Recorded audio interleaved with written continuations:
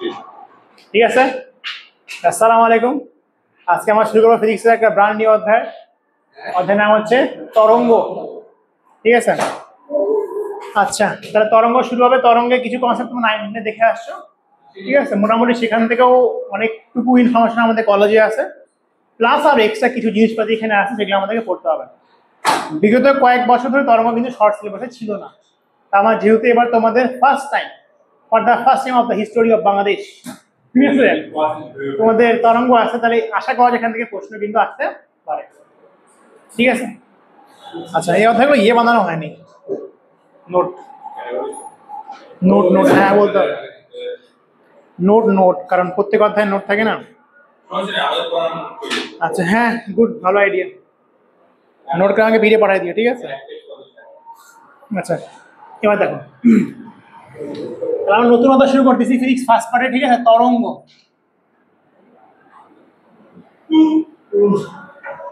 আচ্ছা তরঙ্গ কাকে বলতে এটা সংজ্ঞাটা বই থেকেই দেখে নিবা। ঠিক আছে, কিছু না। যেমন তরঙ্গ কিভাবে উৎপন্ন হয়, ধরো তোমার এখানে একটা পুকুর আছে, একেবারে শান্তশিষ্ট পুকুর, তুমি পুকুরে ভালো লাগে না, ধারাম করে একটা ঢেল মারি দিলাম, তাহলে একটু পর কি হবে, একটু পর এখানে একটা কি তরঙ্গ সৃষ্টি হবে। ঠিক আছে, আবার এখানে কি তরঙ্গ সৃষ্টি হবে, এই তরঙ্গটা ছড়ায় পড়বে। সাইড থেকে দেখলে কি মনে হবে, সাইড থেকে দেখলে মনে হবে যে একটা ঢেউয়ের মতো করে একটা অংশ সামনের দিকে চলে যাচ্ছে। বুঝতে পারতেছো? আচ্ছা এটা কি তোমার শার্টের শাপলা রেলে আছে? সবাইকে কার সঙ্গে দেখানো যায়, দেখানো এই নিচে লিখি না। তার সে কত টাকা নেয়? সাড়ে এত কম নেয় না, কিছু এখন নেই নেয় না। শাপলাতে লিখছে কত? 2টা প্যান্ট। কি বল, এখন কিন্তু অনেক টাকা নেয়। কতদিন আগে?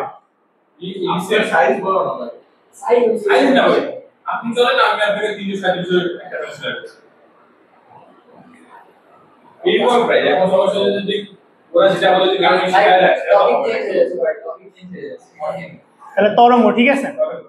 আচ্ছা এখন খেয়াল করে দেখো, তরঙ্গ একটা কথা মনে রাখবা, আমরা সরল স্পন্দন গতি পড়ছি না, সরল স্পন্দন গতিতে একটাই কণা ছিল। ঠিক আছে, একটাই কণা কি হতো, উপরে উঠতে আবার নিচের দিকে নামতো। আর এখানে মনে রাখবা, এখানে মাধ্যমে অসংখ্য কণা থাকে। যেমন এখানে কি আছে, কোটি কোটি কোটি কোটি কণা থাকে, আর এই কোটি কোটি কণার প্রত্যেকটা কণা সরল স্পন্দন গতি করে, ফলে একটা তরঙ্গ সৃষ্টি হয়। ঠিক আছে, মনে রাখবা, তুমি কোনো ঢেউ দেখছো, ঢেউ মনে করো উপরে উঠে আবার নামে, কিন্তু মনে রাখবা এখানে যে কণাটা আছে ওই কণার কখনো স্থায়ী কিন্তু স্মরণ হয় না। ধর এখানে কোন একটা কণা আছে না, এই কণা কিন্তু কখনো স্থায়ী স্মরণ হবে না। এই কণা এখানে থাকে, উপরে উঠবে নামবে, উপরে উঠবে নামবে, আর তোমাকে মনে হবে এমন পর্যায়ক্রমে এরা উপরে উঠবে আর নামবে, তোমাকে মনে হবে যে একটা শক্তি সামনের দিকে ট্রান্সফার হয়ে যাচ্ছে। ঠিক আছে, এখন একটা শক্তি সামনের দিকে যাচ্ছে না, কিন্তু মনে রাখবা মাধ্যমের কণাগুলো কখনোই স্থায়ী স্মরণ হবে না। ঠিক আছে, এটা তোমাকে দেখানোর জন্য একটা অ্যানিমেশন তোমাদেরকে দেখে রাখতে হবে। যেমন তুমি এখানে মনে রাখতে পারো ওয়েভ। ঠিক আছে, একটা অ্যানিমেশন দেখা দিই, তাহলে বুঝতে পারবে। বলো।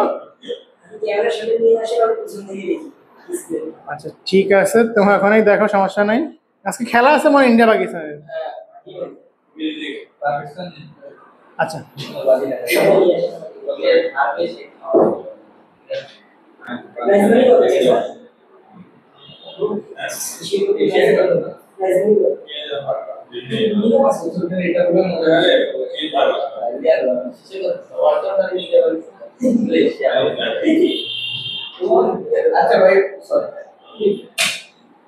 কি আজকে ওয়ার্ল্ড কাপ?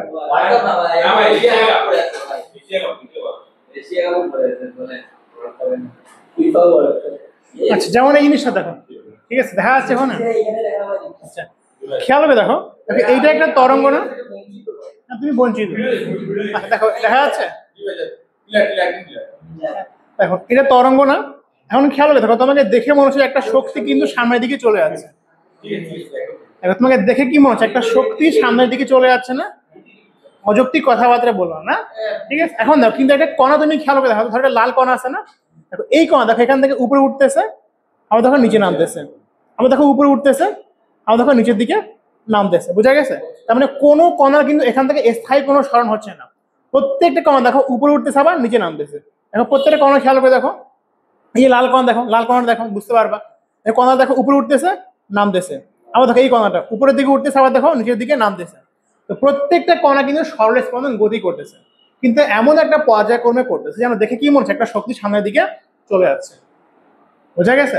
তাহলে মনে রাখবা তরঙ্গতে প্রত্যেকটা কণা মাধ্যমের সরল স্পন্দন গতি করে, এটা কিন্তু স্থায়ী কোনো সরণ হয় না, এটা নিজের জায়গায় ঠিক থেকে সরল স্পন্দন গতিতে কাঁপতে থাকে। কিন্তু দেখে কি মনে হচ্ছে? দেখে মনে হচ্ছে একটা শক্তি সামনের দিকে চলে যাচ্ছে, ঠিক আছে, বা এদিকে চলে যাচ্ছে যেদিকে ইচ্ছা, বাট কণা কিন্তু স্থায়ী কোনো সরণ হচ্ছে না। ঠিক আছে, মনে রাখতে হবে। বোঝা গেছে? আচ্ছা, এবার মনে রাখবা তরঙ্গ দুই প্রকার হয়। তরঙ্গ কত প্রকার হয়? তরঙ্গ দুই প্রকার হয়। একটা হয় যান্ত্রিক তরঙ্গ, ঠিক আছে, আর একটা হয় 2 নম্বর তাড়িৎ চুম্বকীয় তরঙ্গ। তাড়িৎ চুম্বক, ঠিক আছে, তরঙ্গ, তরঙ্গ। একটা হচ্ছে যান্ত্রিক, যান্ত্রিক। এর অর্থ মিলে আমরা যান্ত্রিক তরঙ্গটাই বলবো, ঠিক আছে। আচ্ছা, যান্ত্রিক তরঙ্গ মানে মনে রাখবা যেই তরঙ্গ সঞ্চালনের জন্য তোমাকে মাধ্যমের দরকার পড়ে সেই তরঙ্গকে যান্ত্রিক তরঙ্গ বলে। তার মানে এখানে আমাদের কি লাগবে? মাধ্যম প্রয়োজন, মনে রাখবা মাধ্যম প্রয়োজন। বুঝা গেছে? আর এখানে মনে রাখবা তাড়িৎ চুম্বকীয় তরঙ্গের ক্ষেত্রে মাধ্যম প্রয়োজন হবে না, এখানে মাধ্যম প্রয়োজন নয়। বুঝা গেছে? আচ্ছা, তো এটাকে আমি একটু করে কথা বলে নিই, এটা কিন্তু আমার পড়বো না অধ্যায়, ঠিক আছে। তাড়িৎ চুম্বকীয় তরঙ্গ মানে এখানে মনে রাখবা তড়িৎ ক্ষেত্র আর চৌম্বক ক্ষেত্র দুটা ক্ষেত্র পরস্পর লম্বভাবে থাকে একটা তরঙ্গ উৎপন্ন হয়। যেমন আলো, ঠিক আছে, যেমন সূর্য থেকে পৃথিবীতে আলো আসে না, খেয়াল করে দেখো মাঝখানে কি কোনো কিছু আছে না, শূন্য মাধ্যম বা কোনো কিছুই নাই। সূর্য থেকে লাইট কেমন করে আসে? কারণ লাইট হচ্ছে একটা তাড়িৎ চুম্বকীয় তরঙ্গ। তাড়িৎ চুম্বকীয় মানে এখানে তড়িৎ ক্ষেত্র থাকে, আবার কি থাকে? চুম্বক ক্ষেত্র থাকে। বুঝা গেছে? হ্যাঁ, সেটা হচ্ছে মাধ্যম ছাড়াই ট্রাভেল করতে পারে।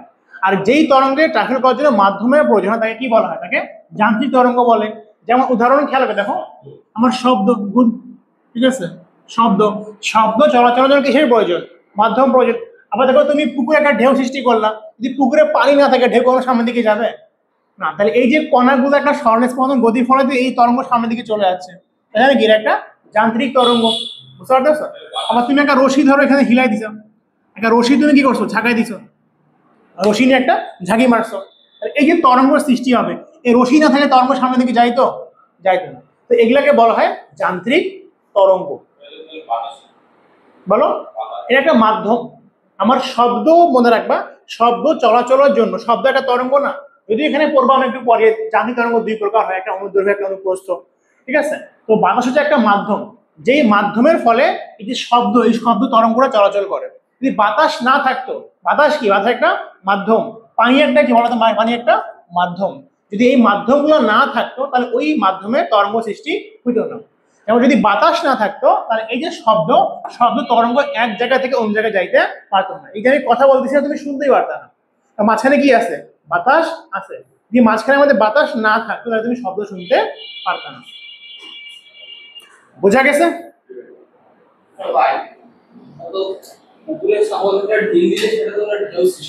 হুম, হ্যাঁ, শব্দ তো শব্দের মধ্যে তো কোনো কোনো নিশ্চয়ই করতেছি না যে এটা ঢেউয়ের মতো করে যাবে। শব্দকে নিক্ষেপ করতেছি না। তোমার যে ভোকাল কর্ড ধাম ধাম করে কাঁপছে দেখো নাই?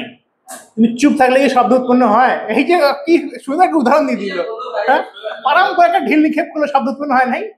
তাইলে ও যদি না তোমাকে মারে তাহলে শব্দ উৎপন্ন হইতো? এই যদি এটা দিয়ে তোমাকে যদি পারাম করে একটা মারি, শব্দ উৎপন্ন হবে না?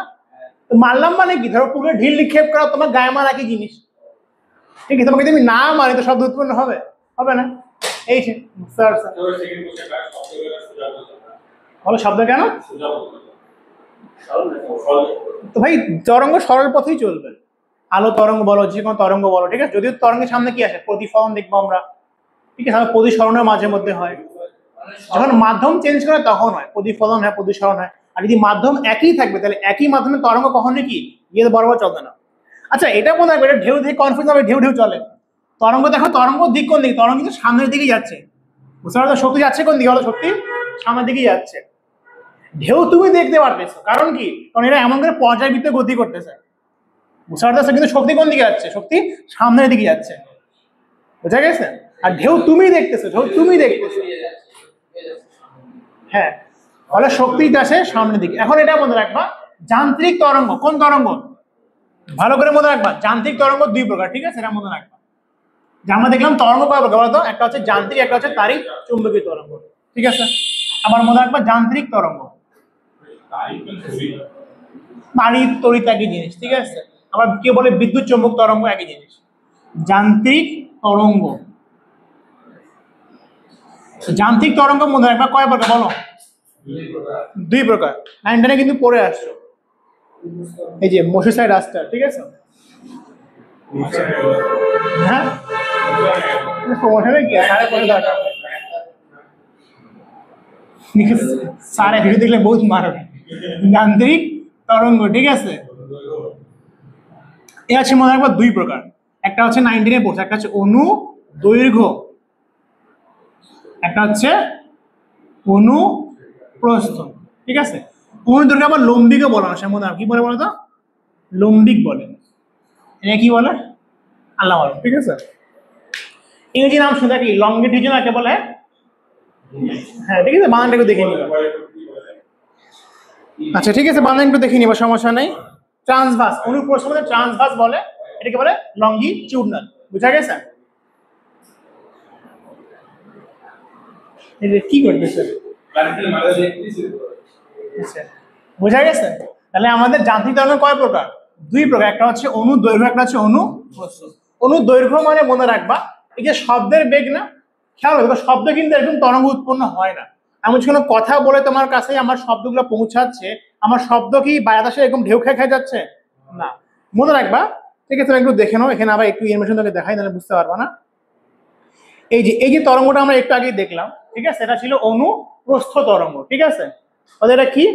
এটা ছিল অনুপ্রস্থ। ধরো তরঙ্গ যাচ্ছে কোন দিকে? ধরো সামনের দিকে যাচ্ছে না, কিন্তু কণাগুলো খেয়াল করে দেখো, তরঙ্গ যাচ্ছে মনে করো সামনের দিকে, ঠিক আছে? ধরো তরঙ্গ যাচ্ছে কোন দিকে? সামনের দিকে, কিন্তু কণাগুলো কোন দিকে কম্পন হচ্ছে? কণাগুলো কম্পন কোন দিকে? প্রস্থ বরাবর, প্রস্থ বরাবর, উপর নিচ। তরঙ্গ যাচ্ছে সামনের দিকে মনে করো দৈর্ঘ্য বরাবর, কিন্তু কণার কম্পন কোন দিকে? প্রস্থ বরাবর, ঠিক আছে? তার মানে অনুপ্রস্থতে কি হয়? তরঙ্গের দিক হচ্ছে সামনের দিকে, আর কম্পনের দিক কোন দিকে? উপরে অথবা নিচে, বোঝা গেছে? আচ্ছা, আরেকটা দেখো, সেটা হচ্ছে এরকম, এই যে এইটা পাশাপাশি দেখলে বুঝতে পারবে, দেখো পাশাপাশি আর করছে, দেখো উপরেরটা হচ্ছে তোমার, বলো, দেখো এই যে উপরটা খেয়াল করে দেখো, এইটা হচ্ছে তোমার বাতাসের যেটা আমি সিস্টেম বললাম অনু দৈর্ঘ্য, এটা হচ্ছে অনু দৈর্ঘ্য। খেয়াল করে দেখো এখানে কণাগুলো কি হয়, এখানে কণাগুলো এমন এমন করে কাঁপতে থাকে। এখন নিচেটা হচ্ছে অনুপ্রস্থ, এটা কি বলতো? অনু দৈর্ঘ্য। অনু দৈর্ঘ্যের ক্ষেত্রে কি হয়? অনু দৈর্ঘ্যতে কণাগুলো সামনে পেছনে কাঁপতে থাকে, সামনে পেছনে কাঁপতে থাকে। যেমন দেখো এই বেগুনি লাইনটা দেখো, এটা দেখো, দেখো তরঙ্গ যাচ্ছে কোন দিকে? সামনের দিকে না? আর এর কম্পন কোন দিকে? একবার সামনে, একবার দেখো পেছনে, এই যে পেছনে, আবার কই যাবে? সামনে যাবে। তার মানে মাধ্যমের সংকোচন প্রচারণের মাধ্যমে এখানে কি হয়? তরঙ্গ সামনের দিকে যায়, বুঝা গেছে? আর এই নিচে দেখো, নিচে ঠিক হচ্ছে তোমার অনুপ্রস্থ, তরঙ্গ কণাগুলো উপর নিচ করতেছে, আর এখানে কেমন করছে? কণাগুলো সামনে পেছনে করতেছে, বুঝা গেছে? হ্যাঁ, তাহলে তরঙ্গ কোন দিকে যাচ্ছে? তরঙ্গ সবসময় কিন্তু সামনের দিকে যাচ্ছে, কিন্তু এখানে কণার কম্পন কেমন? একবার সামনের দিকে, একবার হচ্ছে পিছনের দিকে। মনে করি হচ্ছে সাপ, সাপ দেখছো না? সাপ চলে হচ্ছে এমন এমন করে, কণাগুলো কি উপর নিচে আবাগাবি করে। এটা হচ্ছে কেঁচো, সংকোচন প্রসারণ, সংকোচন প্রসারণ। তাহলে বলো তো এই যে শব্দ, ঠিক আছে? হ্যাঁ, কেঁচো দেখছো কেমন চলে? বলো একটু বায়োলজি পড়াই। স্প্রিং,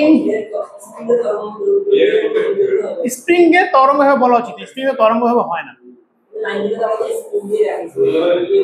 স্প্রিং এ বলতে পারো, স্প্রিং এ বলতে পারো, বাট স্প্রিং পিওরলি ভাবে বলা উচিত হবে না, বলতে পারো।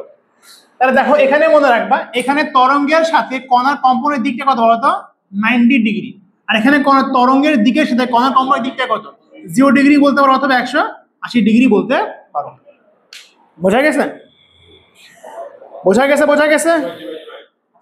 তাহলে আমরা কি করলাম? আমরা এই অধ্যায়ে নতুন ব্র্যান্ড নিউ অধ্যায় তরঙ্গ শুরু করছি। তরঙ্গ কাকে বলো সংজ্ঞাটা দেখে নিও, ঠিক আছে? যে নিয়মিত সঞ্চারের মাধ্যমে শক্তি আকাশে সঞ্চালিত হয়, কিন্তু কণাগুলো স্থায়ী সরানো হয় না।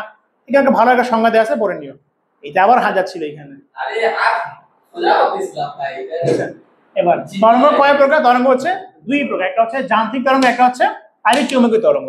তো তাড়িৎ চৌম্বকীয় তরঙ্গ আমাদের খুব বেশি আলোচনার বিষয় না, এগুলো আমরা ইয়েতে বলছিলাম ইয়াংলি দ্বিতীয় অধ্যায়, ঠিক আছে। আচ্ছা, যান্ত্রিক তরঙ্গ আমরা কয় প্রকার? দুই প্রকার, একটা হচ্ছে অনুদৈর্ঘ্য, একটা হচ্ছে অনুপ্রস্থ। বুঝা গেছে? আচ্ছা, অনুদৈর্ঘ্য মানে আমার এই তরঙ্গের দিকের সাথে কণাগুলো কি হবে? সংকোচন প্রসারণ হবে, তাহলে সামনে পেছনে করবে। আর অনুপ্রস্থতে কণাগুলো কি হয়? উপর নিচে। আমরা দেখছিলাম এটা হচ্ছে ঢেউয়ের মতো, এটা হচ্ছে সংকোচন প্রসারণের মতো, ঠিক আছে। এখানে আমার এই যে কণার তরঙ্গের দিকের সাথে কণার কম্পনের দিকটা কি 90 ডিগ্রিতে হবে, আর এখানে তরঙ্গের দিকের সাথে কণার কম্পনের দিকটা কি হবে? 0/180 ডিগ্রিতে হবে। বোঝা গেছে? বোঝা গেছে? বোঝা গেছে? আচ্ছা, এখন কিছু গুরুত্বপূর্ণ রাশি, ঠিক আছে, আমরা এখানে কিছু সংজ্ঞা একটু দেখে নিব। যেমন পূর্ণ স্পন্দন কি, দোলনকাল কি, কম্পাঙ্ক কি, এই রাশিগুলো তুমি কিন্তু ক্লাস 9-10 দেখে আসিলা, ঠিক আছে। নামাজের অবশ্য সময় হয়ে গেছে, আজকে খুব বেশি পড়া হবে না। নামাজের ভাই যাই না। ঠিক আছে। তো ভিডিও আজকের পড়াটা এখানে শেষ করে দিই, ঠিক আছে। নেক্সট দিন আমরা অধ্যায়ের ম্যাক্সিমাম টানে দিব। নামাজের মতো সময় হবে না, ঠিক আছে। হ্যাঁ, তাহলে আজকে আলোচনা এখানেই শেষ করে দিই আমরা ইনশাআল্লাহ। নেক্সট দিন বলো তোমাকে। ঠিক আছে, আজকে ক্লাস আমরা এখানেই শেষ করি। Please do like, subscribe and share, comment. আসসালামু আলাইকুম। বাকি লেখে তোমাদেরকে পড়া হচ্ছে ফারহান। আসসালামু আলাইকুম। আজকে আমরা তরঙ্গের বাদ বাকি কনসেপ্টগুলো পড়াবো। তবে রাফিদের একটা কাজ করিও, আজকে ক্লাস আর এই ক্লাসটা মার্চ করে একটা ক্লাসে করে দিও। আচ্ছা, তো মানে দিও পার্ট 1 করে দিও, ঠিক আছে। আচ্ছা, কারণ মোটামুটি আগের দিনে খুব বেশি ক্লাস হয়নি, আজকে তো সময় দেখলাম নিয়ে পড়ে গেছে, ঠিক আছে। আচ্ছা, তো আজকে আমরা যেটা করবো সেটা হচ্ছে তরঙ্গের ইন্ট্রোডাকশন করবো ইনশাআল্লাহ, তারপর তরঙ্গের ক্যাটাগরি লিখে দিব। আর নেক্সট 4টা লেকচার 4টা ক্যাটাগরি পরে তরঙ্গ বিদায়, ঠিক আছে ইনশাআল্লাহ। আচ্ছা, এখন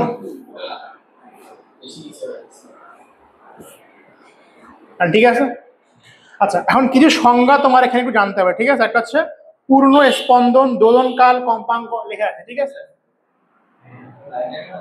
হ্যাঁ, 19 কনসেপ্ট পূর্ণ স্পন্দন কি, 9 এর সব কনসেপ্ট এখানে মোটামুটি ইউজ হবে, প্লাস এক্সট্রা আরো অনেক কনসেপ্ট আছে, হ্যাঁ, যেটা পরে করাবো, ঠিক আছে। পূর্ণ স্পন্দন, দোলনকাল, ঠিক আছে, এগুলো মনে রাখবে। হচ্ছে দোলন কাল। আচ্ছা, একটা হচ্ছে কম্পাঙ্ক।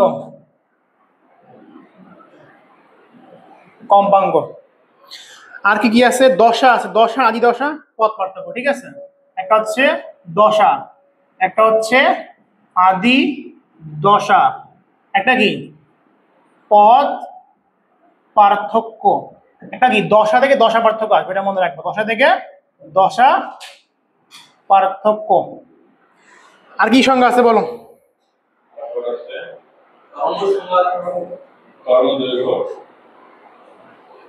তরঙ্গ দৈর্ঘ্য হয় নাই? তরঙ্গ দৈর্ঘ্য হয় না, পূর্ণকম্প, দোলনকাল, কম্পক, হ্যাঁ, তরঙ্গ দৈর্ঘ্য, তরঙ্গ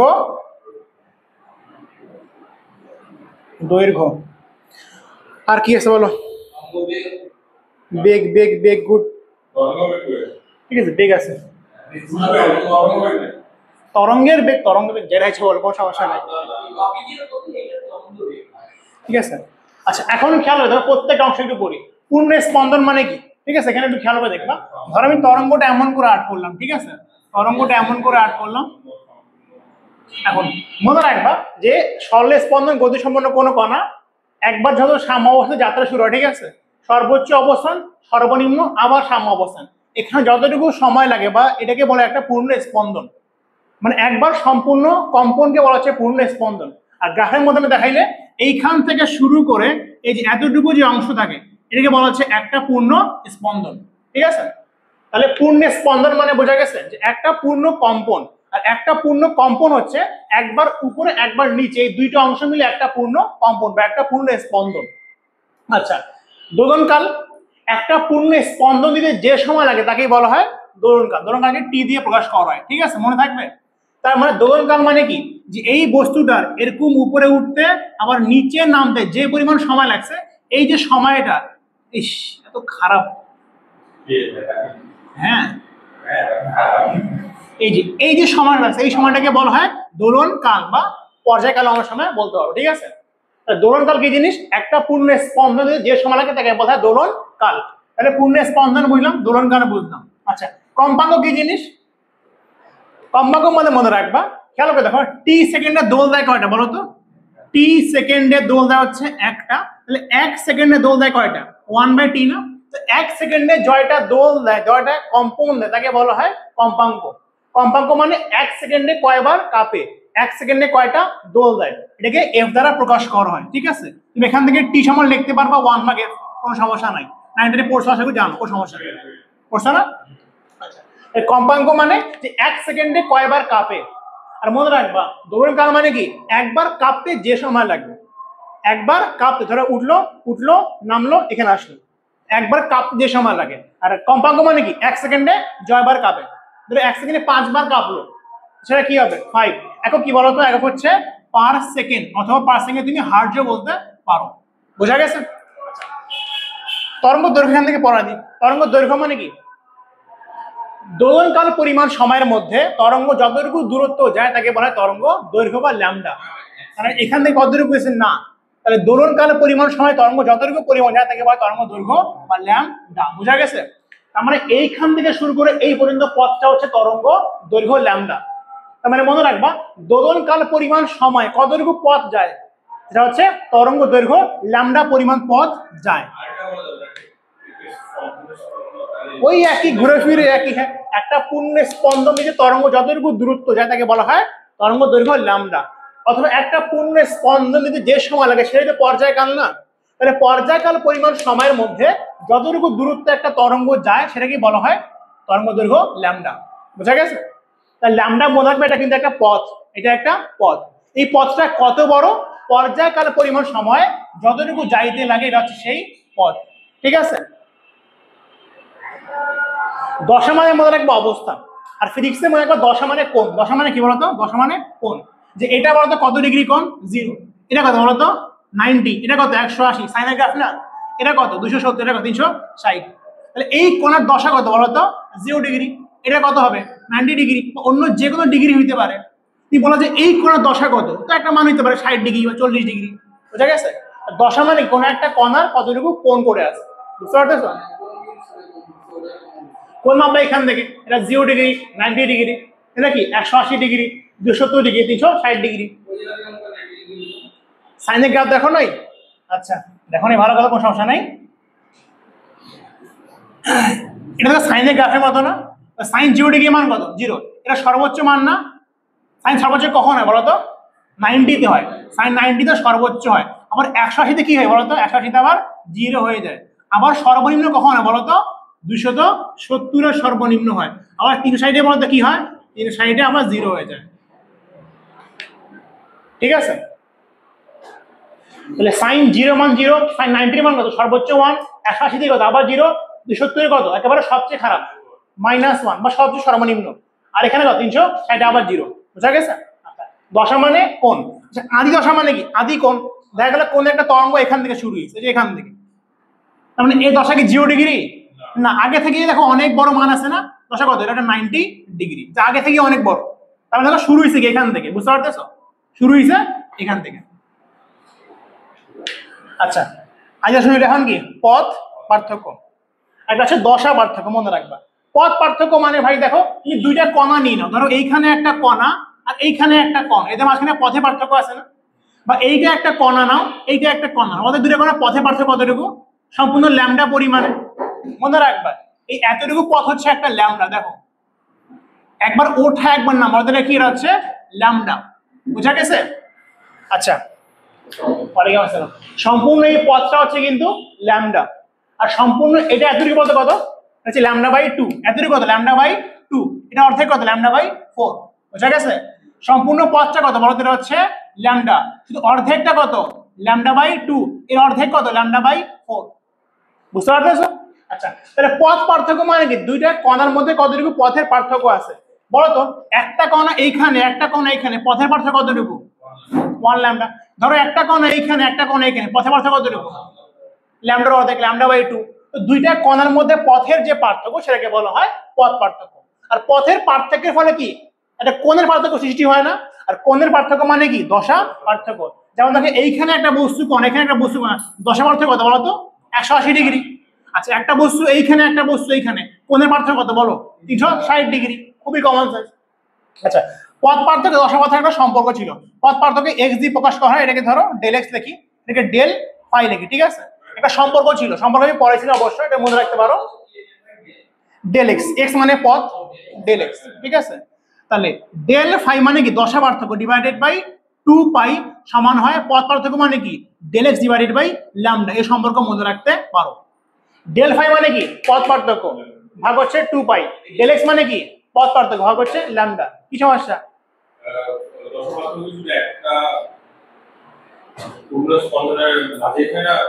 যে কোনো খানে হইতে পারে।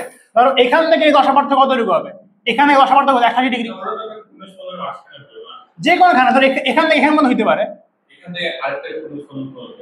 কেন? দশা যে কোনো পার্থক্য হইতে পারে ভাই, যে এইখান থেকে এতটুকু পার্থক্য হইতে পারে, এখান থেকে এতটুকু পার্থক্য হইতে পারে, ঠিক আছে? বা এখান থেকে মনে করেন এখান থেকে এতটুকু পার্থক্য হইতে পারে। কি সমস্যা? যে কোনো কোণে পার্থক্য হইতে পারে।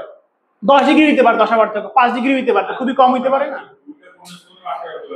যে কোনো খানে হইতে পারে, যে কোনো খানে, ঠিক আছে? যদি দুইটা পূর্ণ স্পন্দনের মাঝখানে হবে তাহলে কত হইলো? 360 360 720 ডিগ্রি হয়ে গেল। আর এতটুকু পার্থক্য হবে তাহলে কি 360 হয়ে গেল? বড় পার্থক্য তো এমন না। ধরো তোমার এখান থেকে 0, এখানে 360 ডিগ্রি, 360 মাইনাস কি 0 করে দাও, পার্থক্য কত? বা ধরো এখান থেকে 180, এখানে 360, পার্থক্য কত? এর কোণ কত? 180, এর কোণ কত? 360, পার্থক্য কত বলো? পার্থক্য 180 না? 360 মাইনাস 180, 180 পার্থক্য। আচ্ছা, মনে রাখবা যে দশা পার্থক্যের সাথে কি পথ পার্থক্য তোমার সম্পর্ক আছে। দেখো পথ পার্থক্য ল্যামডা হইলে দশা পার্থক্য কত হয়? 360 ডিগ্রি বা 2 পাই হয়, ঠিক আছে? আমাদের ল্যামডার জন্য দশা পার্থক্য কত হচ্ছে? 2 পাই হচ্ছে। পথ পার্থক্য যদি ল্যামডা হয়, এখান থেকে যদি এতটুকু পথের পার্থক্য হয়, কোণের পার্থক্য কত হয়? দশা পার্থক্য 2 পাই হয়। তাহলে যে কোনো পথের জন্য বা যে কোনো কোণের জন্য তুমি এখান থেকে সম্পর্ক বের করতে পারবা। ডেল ফাই মানে কি? দশা পার্থক্য, ডেল এক্স মানে কি? পথ পার্থক্য। তো পথ পার্থক্য দিলে বসাবা মানটা দশা পার্থক্য চলে আসবে, অথবা দশা পার্থক্য দিলে মানটা বসে পথ পার্থক্য চলে আসবে। আচ্ছা, বেগ মানে কি? তরঙ্গ বেগের সূত্র আইনটা দেখে আসছো। তরঙ্গ বেগের সূত্র কি বলো? বেগ ভি সমান লেখা যায় এফ ল্যামডা, দেখে আসছো? এটা মানে কি? তরঙ্গের বেগ। এটা মানে কি বলো? কম্পাঙ্ক। এটা মানে কি? ল্যামডা আমি দেখতে পারতেছি, আমার তরঙ্গ দৈর্ঘ্য, বুঝা গেছে? তাহলে বেগ ভি সমান কি লেখা যায়? F lambda. বেগ মানে কি? ভি। এফ মানে কি? কম্পাঙ্ক। ল্যামডা মানে কি? তরঙ্গ দৈর্ঘ্য। এই স্লাইড কি বুঝা গেছে?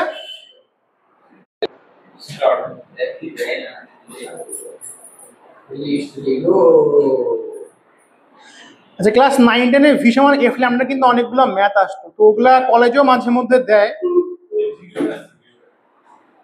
ঠিক আছে? আচ্ছা, এখানে কিছু জিনিস মনে রাখবা, সিকিউতে কিন্তু মাঝে মধ্যে আসে এটা, আর এমসিকিউ দিবেই। দেখো ভি সমান আমরা কি দেখলাম বলো তো? এফ ল্যামডা না? এখানে একটা জিনিস তুমি খেয়াল করো, ঠিক আছে? খেয়াল করো যে যদি মাধ্যম একই থাকে, ঠিক আছে, মনে রাখবো, যদি মাধ্যম একই থাকে, তবে কি হবে? যদি মাধ্যম একই থাকে তবে কি হবে? তবে মনে রাখবা এই বেগ ধ্রুবক থাকবে, বেগটা ধ্রুবক থাকবে, ঠিক আছে? এটা মনে রাখবা। সেক্ষেত্রে বেগ কি হবে? বেগ হচ্ছে ধ্রুবক থাকবে। আচ্ছা, বেগ ধ্রুবক থাকা মানে বলতো কি? খুবই কমন সেন্স, যে এফ সমানুপাতিক কি 1 ভাগ ল্যামডা হওয়া। আশা করি এটা বুঝতে পারছো। এটা দিকে পাঠাইলাম। আচ্ছা, লেখি, অনেকে হয়তো বুঝতে নাও পারে, ঠিক আছে? তোমার না ট্যালেন্ট আছে, হ্যাঁ? ধরো এফ ল্যামডা অডিয়েন্স না, ধরো ভি, ঠিক আছে? আচ্ছা, এফ সমান কি লিখলাম? ভি ভাগ ল্যামডা লিখলাম, বুঝা গেছে? এটা ধ্রুবক না? ধ্রুবক ছাড়া কি চিহ্ন আসে? সমানুপাতিক। তাহলে এফ সমানুপাতিক 1 ভাগ ল্যামডা, বুঝা গেছে? আর এখানে সম্পর্কে যে সূত্র লেখা আমি অনেকবার শিখাইছি, কিভাবে লিখবা? ব্যস্তানুপাতিক সম্পর্ক না? তাহলে কি লেখা যাবে? F1 ডিভাইডেড বাই F2 সমান ব্যস্তানুপাতিক, সেটা হচ্ছে 1 2 এখানে কি হবে λ2 ডিভাইডেড বাই λ1 যে কোনো একটা মাধ্যমকে ঠিক আছে বা যে কোনো একটাকে তুমি কি ধরবা f1 ধরবা অন্যটা কি হবে f2 হবে বুঝা গেছে আচ্ছা f1 মানে কম্পাঙ্ক না এটা কথা বলো তো কম্পাঙ্ক কখন পরিবর্তন হয় না যখন উৎস পরিবর্তন এটা মনে রাখবে 9 এ এই ম্যাথগুলো ছিল জানি ডাইভার্ট করে আসছো এটা মনে রাখবে যদি ঠিক আছে যদি উৎস একই হয় উৎস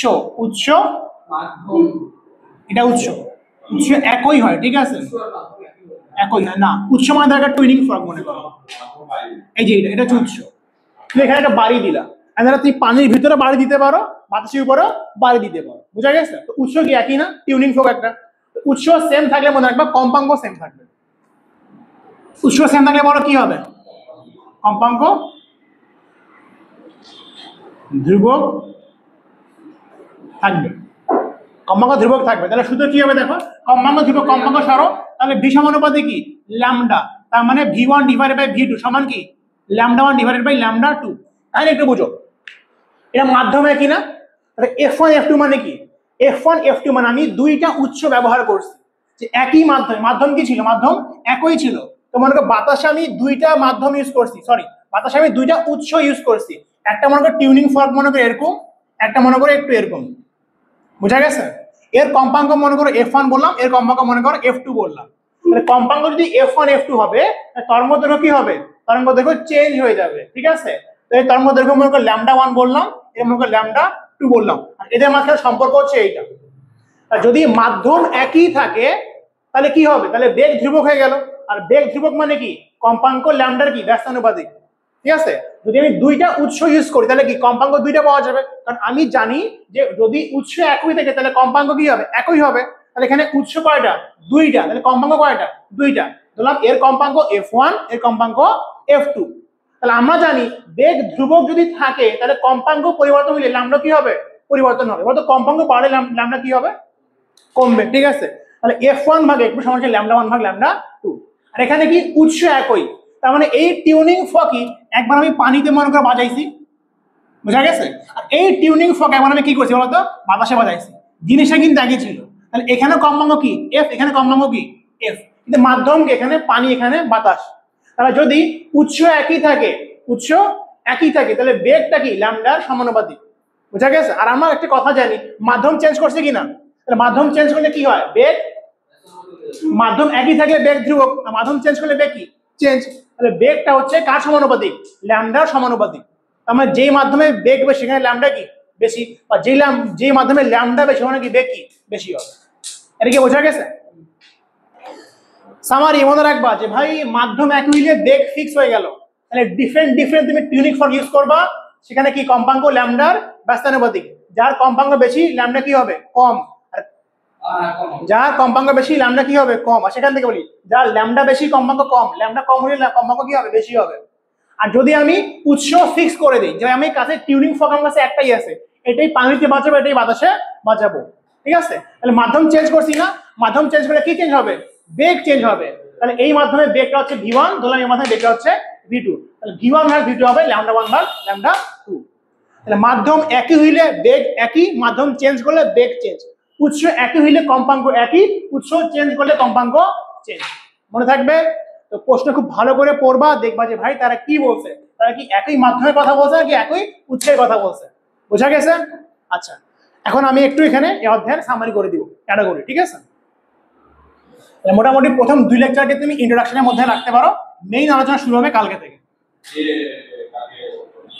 কি হবে কালকে বন্ধ আরে এদিকে পরে আচ্ছা বেশি বন্ধ দেওয়া যায় কেন পরে ক্লাস কেন বিস্কুটে বন্ধ কেন নিবা ভাই পরে আস্তাগফিরুল্লাহ